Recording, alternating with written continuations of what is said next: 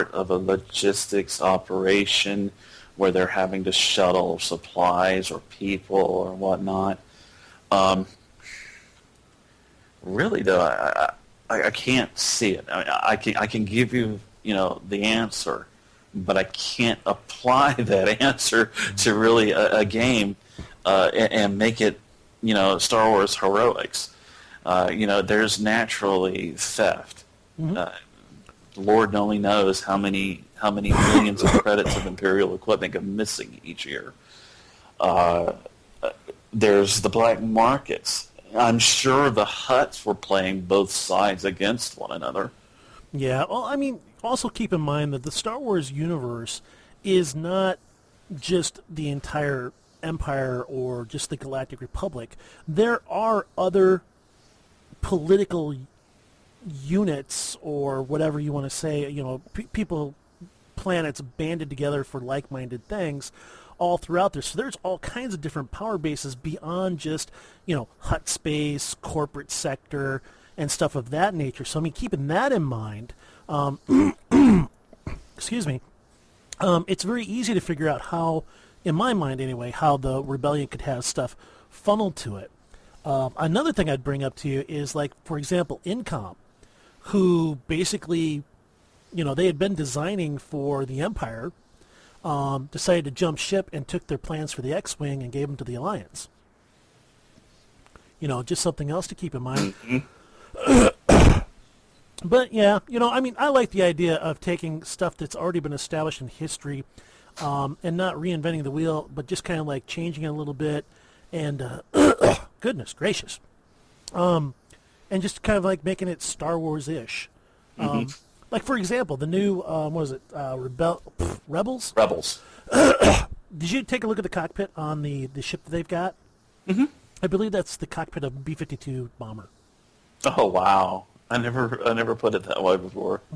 So again, you don't have to. That's the other thing about things. I mean, you can take all kinds of different things. I mean, you can go up and take a B-52 top-down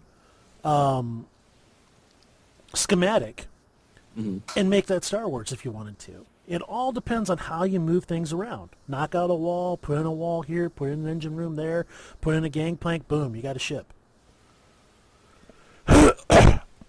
Just saying. Okay. Well, Garkle, over at Rancor Pit, asked a question, ever have a player peeved off for losing gear? Not I. You know what? Not for a very long time, and I think that was more, oh goodness, that was like maybe 15, 20 years ago, and it was playing Dungeons and Dragons. Wow. Oh yeah, he got pissed, man. It's funny. He found a bow, and all it was a masterwork bow, and he walked right in. I mean, before anything else, he just walked up there and took it because he pretty much knew what it was. He'd read part of the adventure or whatever. So I went off and I'm playing a cleric, and I go over to because he's acting all weird about it. It's mine. And I'm like, hey man, why don't you let someone else? No, I'm gonna hold on to it. So anyway, I'm like, all right, well, I go and talk to the rest of the party. I'm like, hey, I think that bow is evil, and I think it's changing his personality. Look at that. He won't let anybody touch it. And there's another cleric in the group, and he's like, nah, you're not going to snow me. He makes a roll, and I rolled awesome. I rolled like a 28, and he rolled like a 5. So he's buying the whole thing, right? So then he jumps on board and goes, yeah, he's right. He's showing some of the classic sides. So we had a thief in the party. He was sort of a backstabber killer. Imagine that. He was a thief, and it was Dungeons and Dragons. And I go over to him and I go, hey man, I'm not real sure about him, but you see him. He stayed up all night with that bow. His eyes are all red. He's clutching that thing pretty tight, man. If this goes sideways, you know what to do, right?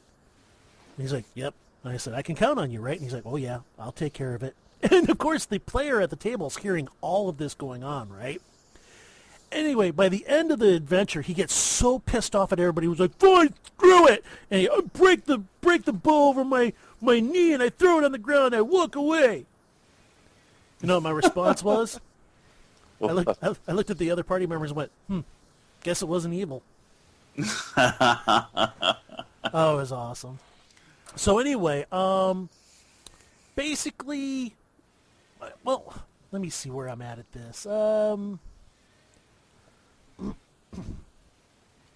Oh, this is what he wrote. During a game he ran, a PC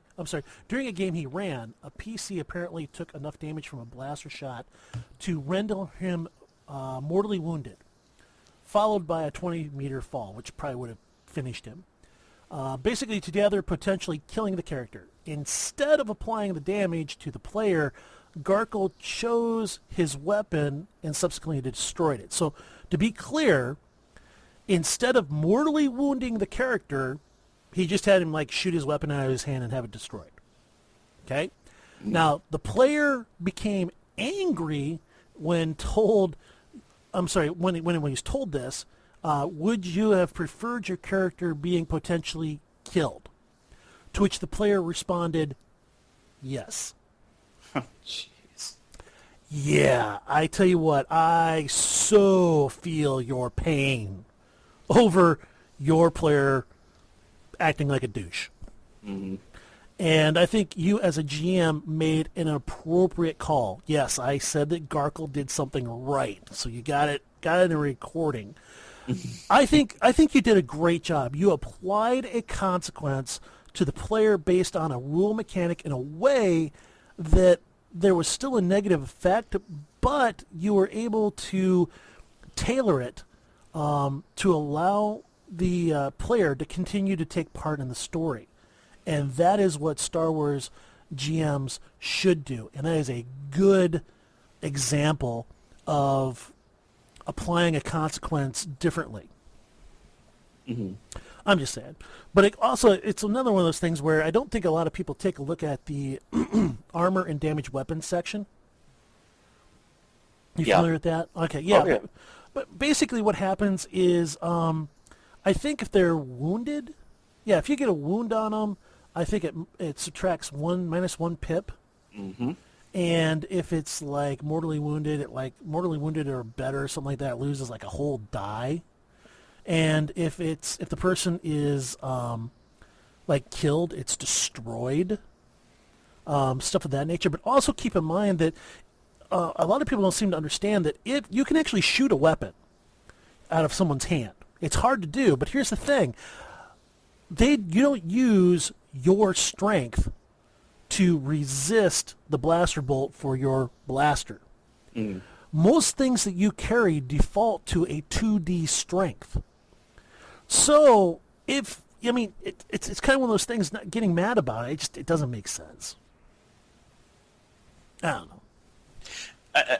To me, having such an attachment to an item, if it's something that they actually put time into, built up a little mythos about, I can kind of see that. Or if there's a story behind how they got the weapon, it was a particularly hairy fight and he took it off an officer or something like that, then I can see being sad about losing it, but being so upset as to go off on your GM about it. Yeah, I don't get that. I mean, if it was an easily replaced item, there should be no problem with it. You make a very good point. If it's a rare item, destruction of that thing still serves a purpose. I mean, number one, it shows the player that it's a dangerous universe. Two, it allows for a role-playing opportunity for the character to evolve. And, a third thing is it makes for an interesting side trek adventure to replace the rare item. Mm-hmm. And in my mind, those are all good things. See the forest for the trees, guys. See the forest. Yep. I think Garkle did a great job in this. Though I will make this point, though, okay? Rare items or equipment increases in value if all you do is play one shots or have a character you play under multiple game masters. Mm-hmm. Now, if a the player feels as though the piece of equipment was part of the character and now it is missing and he is less because of that, and for a person playing under multiple GMs, there's the fear that it will not they will not have the opportunity to replace the item. So, I mean, depending upon the type of game you're playing, can really impact the loss of an item. Yep. And let's see, moving on. You got time? We keep going? We're up at an hour, folks. I'm just going to go ahead and throw this out here that this is long enough, and I'm not too sure how much more I can fit in that WordPress will like. Quick announcement. I have been doing some thinking, which I do way too much of when I'm not recording.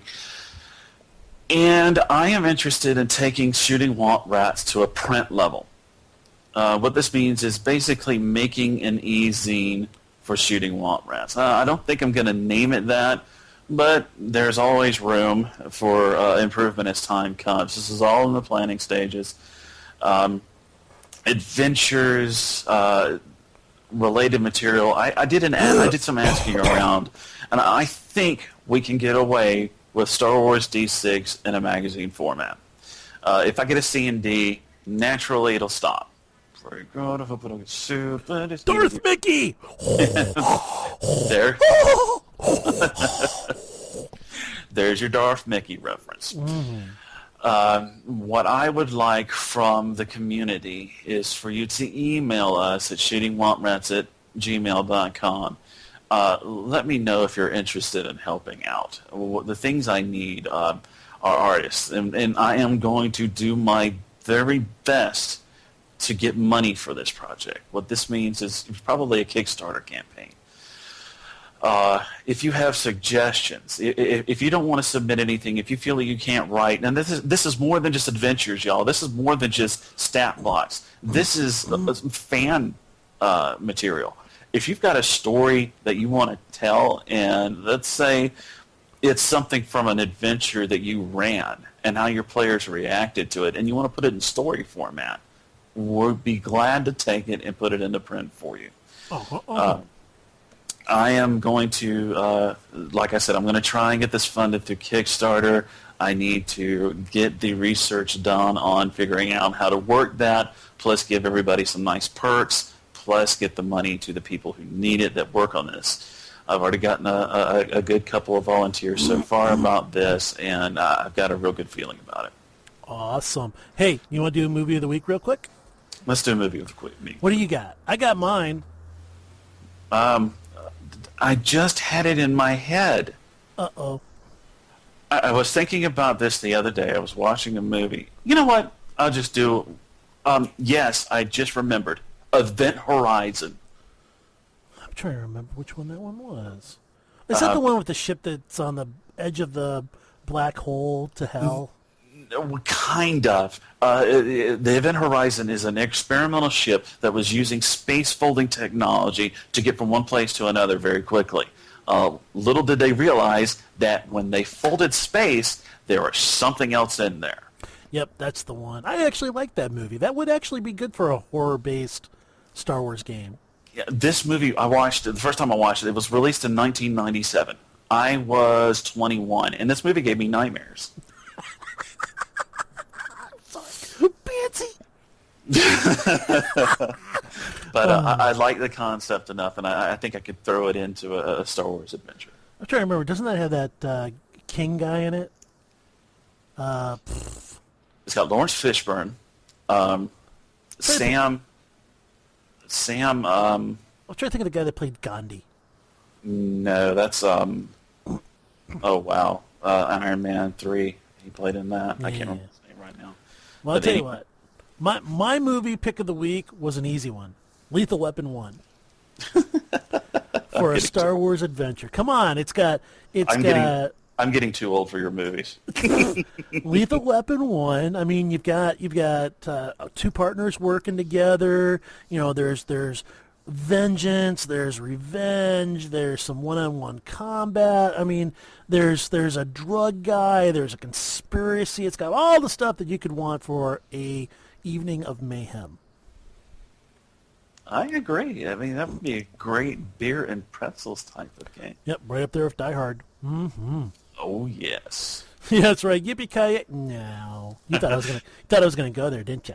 All right, I think that's it. That's it for us, man. Let's do the outro, Daniel. On behalf of Shooting